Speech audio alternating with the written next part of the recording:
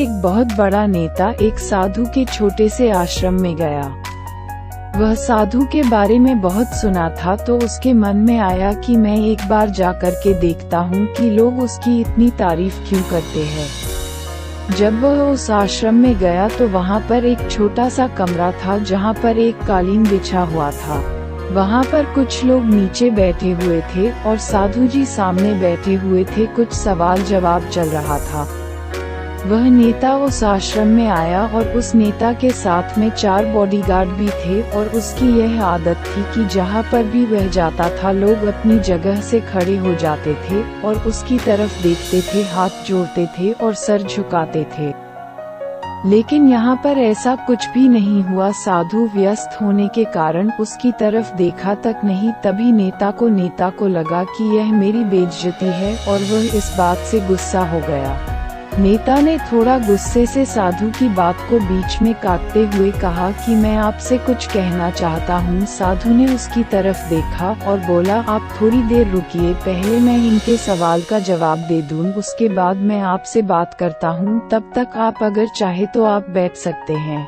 बस साधु का इतना कहने की ही देरी थी। नेता का चेहरा गुस्से से लाल हो गया और फिर उसने अपना सारा गुस्सा उस साधु पर निकाल दिया। अभी तक वह नेता बहुत तमीज से आप कह कर के बात कर रहा था, लेकिन अब वह तू तड़ाक पर उतर आया। नेता ने उस साधु को कहा, तुझे पता भी है मैं कौन हूँ और तू किससे बात कर रहा है? साधु ने उसकी तरफ देखा और कहा, मुझे इससे कोई फर्क नहीं पड़ता है कि आप कौन हैं, लेकिन आप जो कोई भी है, अगर आप चाहते हैं कि मैं आपके सवाल का जवाब दूं या आपसे बात करूं तो आपको कुछ देर रुकना होगा। और साधु की यह कहते हैं नेता गुस्से से पागल हो गया और वही सबके सामने चीखने चिल्लाने लग गया। अब मैं तुझे तेरी असली औकात दिखाऊंगा। तूने मुझसे पंगा करके ठीक नहीं किया, तुझे पता भी है मैं तेरे बारे में क्या सोचता हूँ। साधु ने फिर से नेता की तरफ देखा और बड़े ही प्रेम से कहा कि मुझे इससे कोई फर्क नहीं पड़ता कि आप मेरे बारे में क्या सोचते हैं, आप जो चाहे वह मेरे बारे में सोच सकते हैं। फिर नेता ने उससे कहा कि तू चाहे सुनना चाहता है या नहीं तू, लेकिन मैं तुझे यही सबके सामने बताऊंगा कि मैं तेरे बारे में क्या सोचता हूँ। तू कोई साधु नहीं है, तू एक बहुत ही घटिया इंसान है, तू एक ढोंगी है, पाखंडी है और यहाँ पर जितने भी लोग बैठे हैं उन सबको बेवकूफ बना रहा है। तेरा बस एक ही मकसद है, इन लोगों की जेब में जितना भी पैसा है वह सब तेरे पास में आ जाए। तू अपने फायदे के लिए इन लोगों का इस्तेमाल कर रहा है और अब मैं तुझे नहीं छोड़ने वाला हूँ। पूरी दुनिया के सामने तेरा पर्दाफाश करके रहूँगा। लेकिन उसके इतना बोलने के बाद भी हल्की सी मुस्कान उस साधु के चेहरे पर बनी ही रही। ये देखकर वह और भी तिलमिला गया और उसने कहा, अब बहुत हो गया, अब मैं यहाँ 1 मिनट भी नहीं रुकने वाला, लेकिन अभी भी तेरे पास मौका है। अगर मुझसे माफी मांगनी है या मुझसे कुछ कहना है तो कह सकते हो।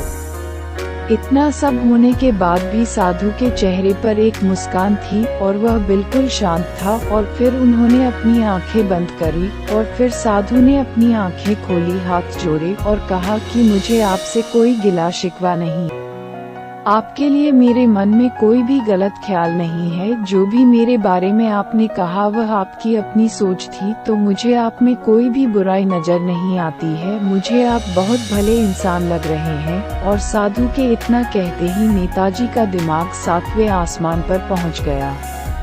उसके चेहरे पर एक अजीब सी खुशी थी, क्योंकि उस साधु ने वही कहा जो बाकी सब लोग उस नेता को कहते हैं। और वह खुशी खुशी उस आश्रम से अपने घर की तरफ चला गया और जाकर के अपने पिताजी के साथ में बैठ गया। उसके पिताजी ध्यान में थे।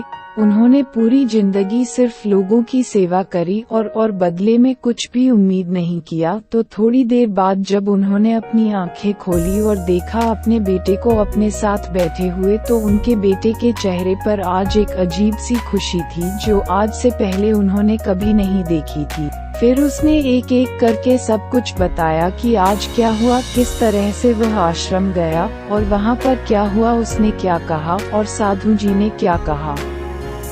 जब उसके पिताजी ने पूरी बात सुनी तो थोड़ा सा मुस्कुराए और अपने बेटे को देख करके बोले कि उन्होंने तुम्हारी तारीफ नहीं करी, क्योंकि उन्होंने वह नहीं कहा कि जो तुम हो, उन्होंने वह कहा कि जो वह खुद है, और तुमने जो भी कुछ उनको कहा वो नहीं कहा कि जो वो है, बल्कि तुमने वह कहा जो तुम खुद हो।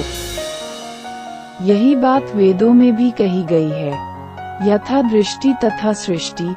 ये दुनिया तुम्हें वैसी नहीं दिखती जैसी ये दुनिया है, ये दुनिया वैसी दिखती है तुम्हें जैसे तुम खुद हो। जिसकी नज़र जैसी है उसके लिए ये दुनिया वैसी ही है। तो अगर तुम अपनी दुनिया को बदलना चाहते हो तो उसका सिर्फ एक तरीका है, अपनी नज़र को बदलो।